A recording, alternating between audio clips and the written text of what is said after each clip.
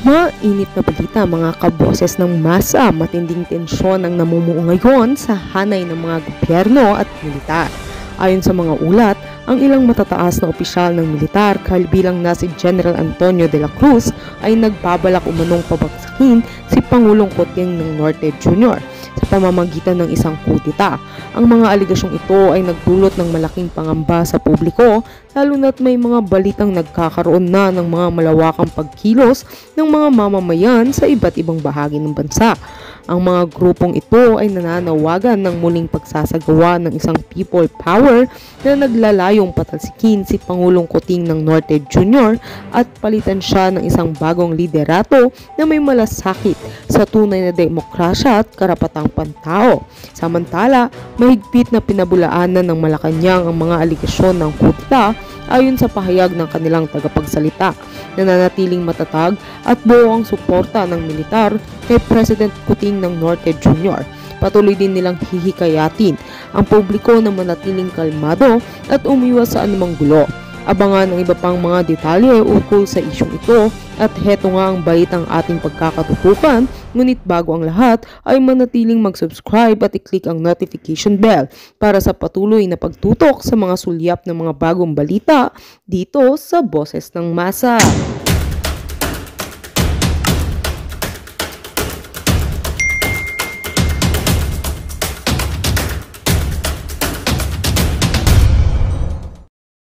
Doon sa area, sabihin niyo yung pangalan nyo, sabihin niyo yung edad nyo, sabihin niyo kung sino yung kasama nyo, yun ba? Sabihin niyo kung nagkaroon kayo ng training, retired ba kayo na MUP, Men in Uniform, and Uniform Personnel, no? Military Uniform Personnel.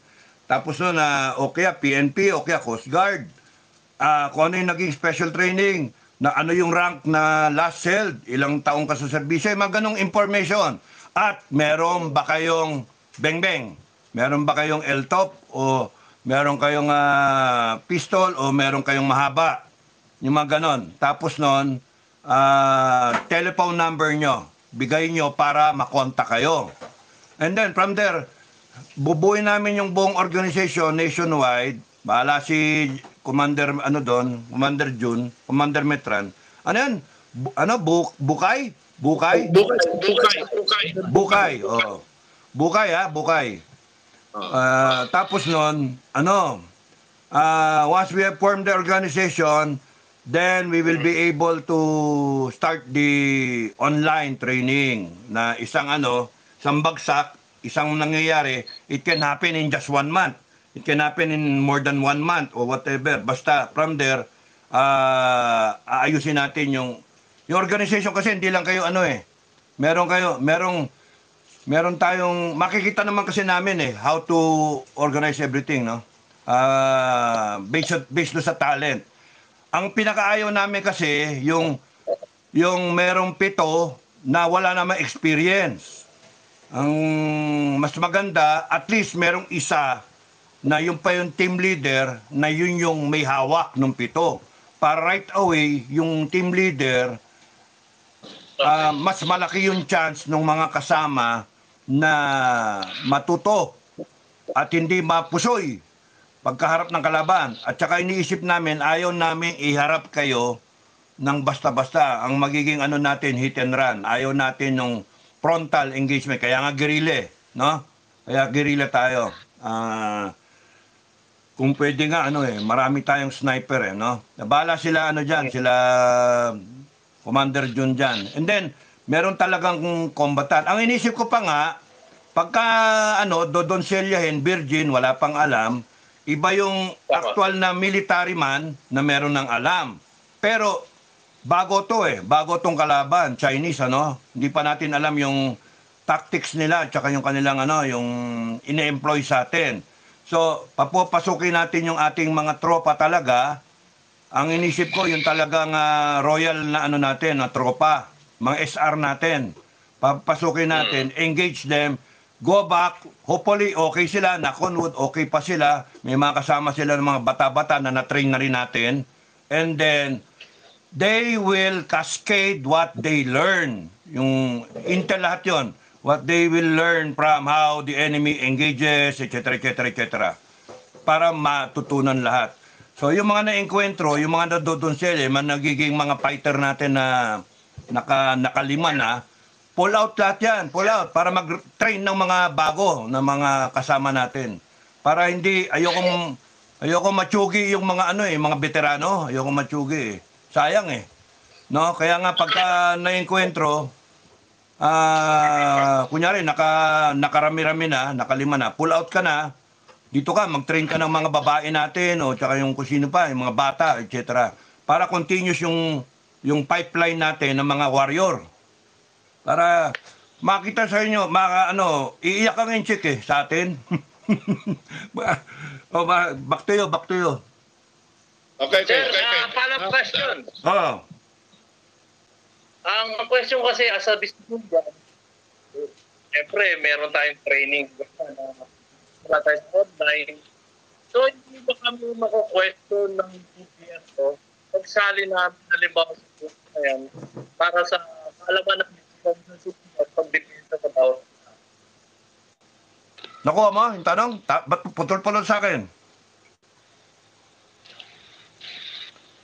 John, nakuha mo? Ulitin ko. O sige, dahan-dahan lang. Okay. As a civilian, sa sali kami. Ngayon, hindi ba kami ng gobyerno patungkol sa natin grupo para magkaroon kami ng kaalaman na pagdepensa sa sarili nila na ayan. Baka questionin kami ng gobyerno. Bakit kayo sinasabi yan? Nakuha ko siya, nakuha ko. Sige, nakuha ko. May nakuha ko. So, kasi ang tanong niya, organize tayo, tapos purong gera, authority. Kasi kaya nga helping the government. Hindi ito laban sa gobyerno. Correct. Tinutulungan natin ang the armed forces. Ano ang bayad natin? Now, yung ating organization, we are registered by this.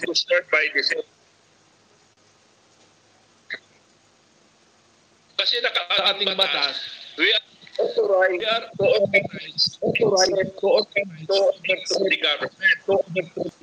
So hindi naman tayo mag-order natin. Wala tayong problema of legality. Tsaka wag niyo problemahin yung gobyerno. The government will self-destruct.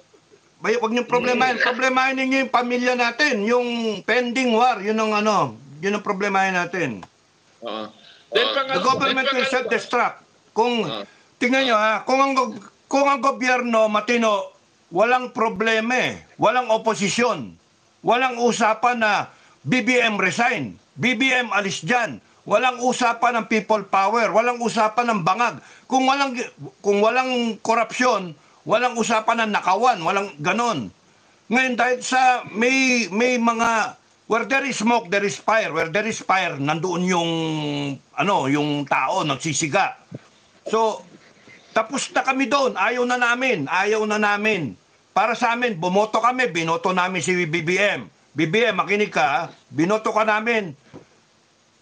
At yung mga loyal kay BBM, makinig kayo, binoto namin si BBM. Hindi nyo pwedeng questionin yung boto namin. Boto namin yon. Pero ngayon, ang tingin namin, budol yun. Nabudol kami. No? Kaya, wag nyo, kumbaga sa tapos na kami sa politika, ayaw na namin. Walang nga kayo, isinusubo nyo kami sa alanganin, pinahileran nyo yung mga bases ng Amerikano dyan, nilagyan ninyo ng laman, tapos ngayon nakikipagtapang-tapangan kayo sa China, pero ayaw nyo naman magpa-water cannon. Ayaw nyo gumamit ng water cannon. Wino-water cannon tayo, nagtapat na kayo ng sandamakal na fighter jet dyan, at saka ng mga artillery, etc. Magbabalikan tayo. Pero yung simpleng gumanti tayo ng eye for an eye, sila na una, hindi tayo, takot na takot tayo mag-escalate. Ano ba yan? Tapos yung China, Isang mitya lang yan. Hindi tayo ang pagmulan. China pagmulan o kaya ibang bansa, yung mga allies natin ang magsimula. Gera na yan. Ano gagawin natin? Tutunga nga. Kaya kami one level higher. Ayaw namin mabulaga. Kasi yun yung nature namin. Yun yung nature namin. Ikaw ba, John, naambus ka ba? Naambus ka? Yes, sir. Rambos. Yes, sir, Rambos, sa... Oh, yeah, kita mo, nagre-relax, naambos. Oh, sorry Sorry. Hindi, ganun talaga. Pagka magre-relax ka, maambus ka. Yung ganun ba? Yung talagang SOP kasi, para di ka maambus, lahat ng delikado, ganun ang ranger. Kaso, pagka ganun, hindi ka maenkwentro. Kaya kami mismo, Meeting engagement. Hindi naman ambush yun. Meeting engagement daw. Nagkaharap. Kasi yung ambush talagang inabangan ka eh. Tapos pasok ka sa killing field, sa killing zone, at doon ang buhay mo na lang doon is to rush up the kalaban, yung posisyon niya. Yun na lang ang sagot mo doon, rush up, patibayan ng loob yun. Kalahati ng katawan mo, patay na eh. Pagka ganon, pumasok ka sa ano. Tuturo namin lahat yon habang nagre-relax. Pero ito yung inaano ko, pinupunto ko, ayaw nating mabulaga. Kunyari, no to war tayo. Ayaw natin kay BBM. Tapos, timing, naghihintay tayo sa kabila, timing. Habang naghihintay tayong ganyan, nagdadasal tayo. Lord, wag na po sana magkagera. Paano ka ako nagkagera? Paano na? Mabulaga tayo. Kaya nga, iniisip ko, pagka tinitignan ko yung pamilya, tinitignan ko yung mga alaga namin na aso, yung way of life natin, tinitignan ko lahat na nakikita kong Pilipino. Pagka nasa labas ako, sabi ko, kawawa naman ba nga to? Walang alam, hindi nila alam na pagka nagkagulo-gulo, paano? At least kung meron tayong nucleus na guerrilla force, meron silang sasandalan. Merong dedepensa sa kanila. Yun tayo. Ngayon yung wala namang So mag-volunteer, yung ayaw, diwag. Ngayon, tanong ni Luke, baka nagte-training tayo, baka mamaya mamasamayin pa ng gobyerno. Di kulong nyo kami. Kami na dalawa lang ni ikulong nyo. Merong bang... Anong violation? Anong violation? Masama ba na kami mag-organize because ang thinking namin, delikado nga itong sitwasyon Delikado to. The armed forces is not Anong yabang sasabihin ng armed forces? Hindi, kaya namin. Anong kaya? 150 lang ang armed forces, 180. Kaya nga may ready reserve kayo. Bakit hindi 1 million na armed forces natin? Kagaya nung sa China na 2 million, ginawa pa yata 4 million bakit ganon? Kasi nga walang pera, walang budget. It's very expensive to maintain an armed forces na malaki. Yung 150 nga lang yun dagdagan mo na 10,000, question mark kasi walang budget. Tipid na tipid. Bakit di tayo nakamodernize? Kasi tipid na tipid. Yung mga natin, congressmen tsaka senate, hindi nakikita noon yung tawag doon, urgency, yung kahalagahan na sinasabing modernization na antala na hindi nabigyan ng pansin.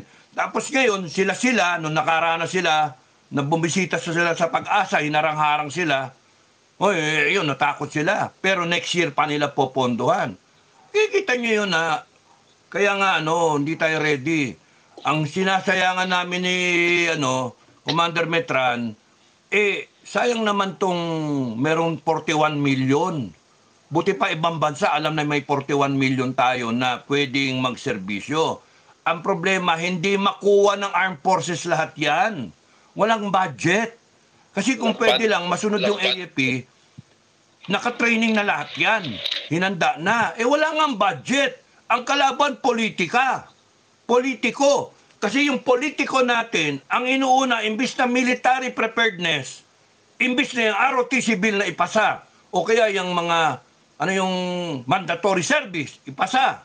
Wala Hindi pinapasa. Ano inuuna? Inuuna yung mga putsarang tsa-tsa na yan.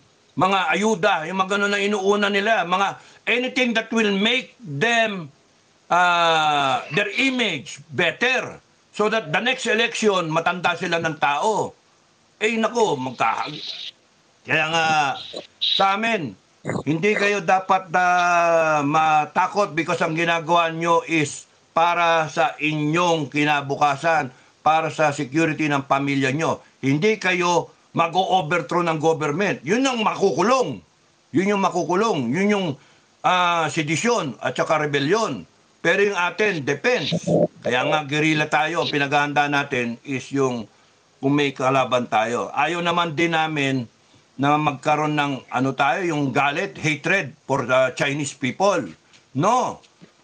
Ang inaano lang natin is pag kami nag-invade, may magdedepensa. Hindi kaya ng AFP natin bantayan lahat ng isla, bantayan lahat ng barangay. Ang uunahing bantayan, yung ating infrastruktura, ang ating mga kampo. Ang sakit doon kampo pa nga ng Amerikano, di ba? Kaya tayo, organize lang. Hindi yung tama yung sinasabi ni Commander Metra na, teka muna, hindi naman tayo magiging kombatat na kukunin kayo sa lugar nyo. Tapos nun papadala ka kung kunyari, nagkaroon na enkwentro sa Cagayan Valley, pumasok sila doon, o kaya sa Palawan, punta lahat sa Palawan. Hindi. Bahala yung AFP doon. At the same time, yung mga guerrilla sa Palawan, total lugar nyo yan, di tutulungan nyo yung AFP doon. By place Hindi pwedeng ibabacuum natin yung isang lugar, iiwanan para doon sa kabila. Hindi. Kaya nga mas maganda, prepared tayo. Yung sariling yung lugar. Pag kami pumasok na gago na kalaban, maharang. Yon, back to you. Kayo naman. Okay. Bagal lang, mabagal lang. Yung dito sa PM nyo, meron dito si Leon. Nagsama daw yung Ah. Nabasa ako rin dito. Ang sinasabi bakit unahin natin yung gera? Mga bilihin. Paano ba tayo bibili kung gera na? Kasi yung bilihin, trabaho yun. Trabaho ng mga kupal.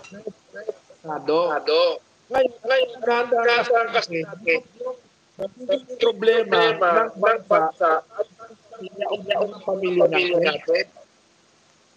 Yun yung pinaghahandaan natin. Yung mga bilihin sa Philippines. Dapat nasabahan na natin lahat yan. Yan yung sinasabi ko, Matikas Challenge. Matikas Challenge. Hindi dapat dito. Usap na ngayon, hindi sa namin ito. Pangalawa, may tanong kaya ba mga sa China? Ang tanong ko ay balik sa inyo. Ang tanong ko sa inyo, kung hindi natin kaya, papapalan tayo. Ganon ang gusto natin. Surrender. Surrender tayo. Pagkasamantalang yung pamilya natin. Lalo na kung malatay pamilya natin. Re-rapin yung mga anak, yung mga apo. Babayunin tayo yung mga baby. O kaya nyo ba mangyari? Nakita pa sa Japan yun Sa mga pelikula na panood. Yung Iba. aktual na sinasabi ng mga magulang, ng mga lolo ninyo, tanungin nyo, yung mga buhay noon. Nanay ko nun, Kaya ba nakatin? Kaya. Kasi kung hindi pagpapatay ko lang tayo. Tayo kasi laban eh. Baril, bala. Mayroon ba tayo nun? Mayroon yan. Kukunin natin sa kalaban. Kailangan na. Huwag kayong maghintay. para sa ato. Ganon. Kasi ang pinyo pinapaliwanag namin. Anyway, Napuputol ka, John. Napuputol. may mga cellphone number ako, balikan ko na. May mga cellphone number ako dyan. May mga area na tayo by provinces. Ah. Ang registration talaga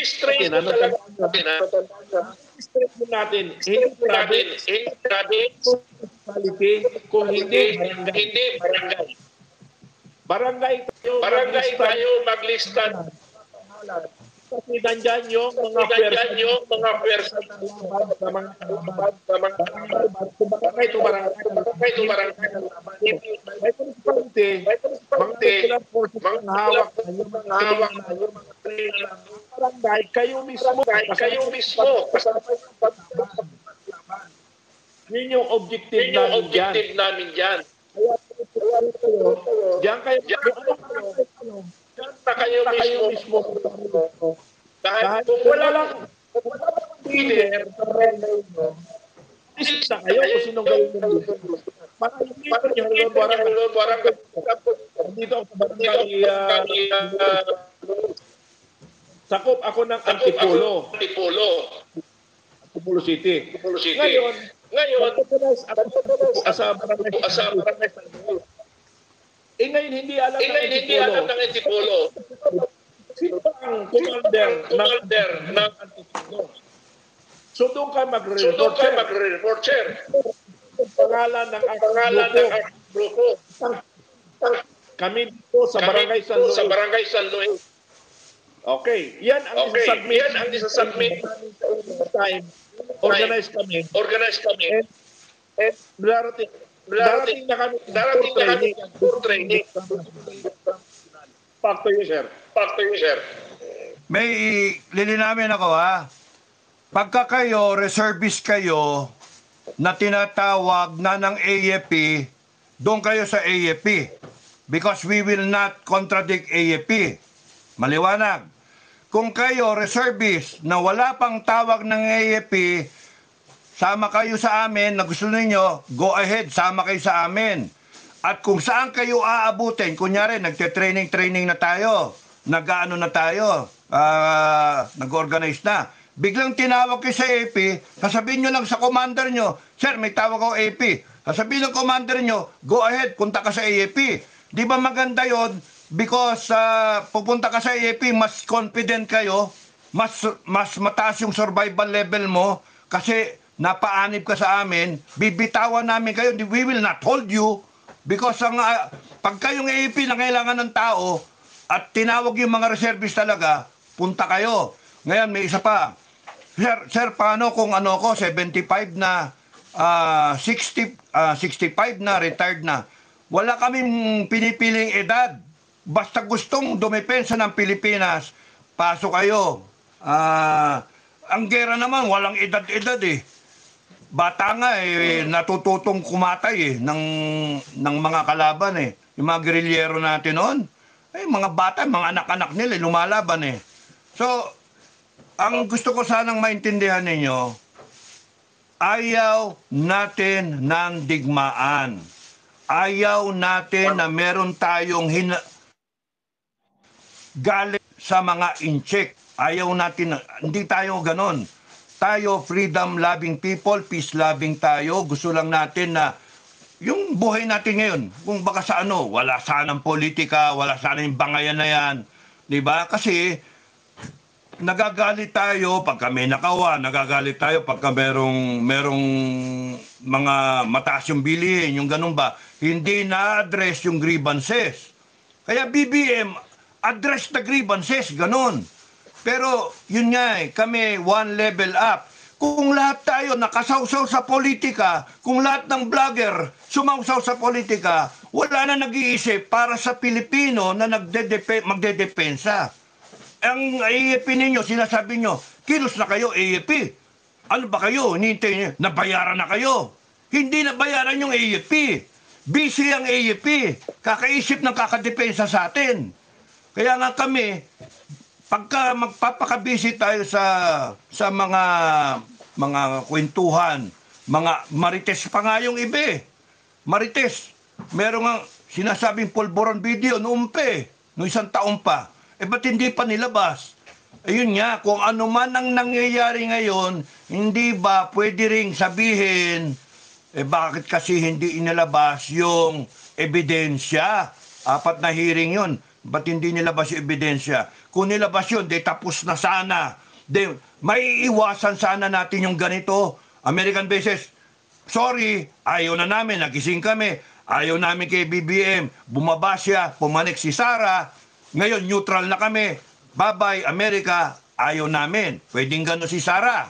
Or, pwedeng sabihin ni Sara, tama si BBM sa linya ng pag-isip kasi nandiyan yung China, di natin kaya nakipag-alyansa. Sasabihin niya sa taong bayan, ano, magrereklamo kayo? Pag kunyari si Sara sinabi, we will retain the bases, but we will maintain a neutral position. Paano ka mag-maintain ng neutral position eh? Nilagay mo yung Amerikano dyan na anytime pwedeng nakatutok na yung mga pwedeng bombahin ng China, mainland. O paano? Kaya magagalit yung China. Ito naman China ang gago. Gago, loko-loko rin kayo eh. Ang sarap pingasin yung ngipin nung nung mga embassy official. Sipin nyo, mga loko-loko, kung hindi sila naging agresibo, kung hindi sila pumarada, ginawang boat parking yung Scarborough, tapos gumagawa pa sila ng isla, hindi naman tayo magkakaganyan na galit tayo sa kanila. Pero yun nga eh. Yung mga ano tawag dito, yung mga sama ng loob sa mga inchik is not all, not everyone. We are not encouraging na you go out and then you fight every Chinese you see. No. Tayo, we will fight only those who are trying to harm us, our families. Yun lang. Hindi pwedeng no to war. Ito lang kami, may mimili kami ng politika, ganon-ganon, and then, wala nag-iisip. Kaya mga, buti na lang, kaming dalawa bugok eh. Naisip namin na, may kakabugok-bugok namin, naisip namin, teka, delikado talaga tayo, nakikita namin. Meron kaming ganon, meron kaming sixth sense, kung isipin niyo, meron kaming pakiramdam na hindi tama, nararamdaman namin na, ayun na, anong pagka nakita nyo maitim na yung mga itim na yung ulap, anong susunod? Uulan. Ulan. Masama, sa atin tumapat yung buhos ng ulan. Baha, abutin mo. Landslide. Ayaw namin mangyari yon. Kaya, maaga, yung mga nakasampay, tanggalin na. Yung kinakailangan mag-imbak ng pagkain, mag-imbak na. Kunyari, you just stay home para hindi ka makatop. Kundi kaya, kung alanganin ka sa lugar mo, mag-evacuate ka na. Yun yung ginagawa namin, pinaghahandaan lang namin. At in doing so, sineshare namin, mahanda rin kayo. Back to you, kayo naman. Balik tayo sa status ko. Yung sinasabi mo service, di ba? So, hindi ba kasi tiyakan yung mga AFP natin na meron magtuturo para sa tao dito. Hindi yan karaniwan. Hindi ba sila masasakitan? Sabi ka ng general,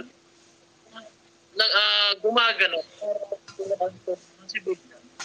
Utang lang sa gano'n, para hindi na tayong kakayakan kung panahon ako, karoon tayo ang pitch natin yan ay yung mga comfort woman.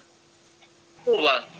So, comfort woman na hindi pa tayo na ito sa ating ituturo ng dalawang general na naman to bilang isang retiradong yan, ano na yan, Philippine Army. Diba?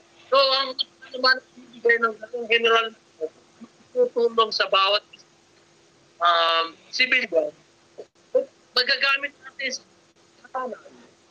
Tuturo natin sa ating ay tuturo natin sa bahay. Mapoprotektahan nila. Mapakita nilang mga sarili. Wala tayo sa ating tahanan. Hindi ba napakaganda, no? Hindi ginagawa at dalawang general ba ito? Clement. Itong ating isang general, veteran football, para ito yan.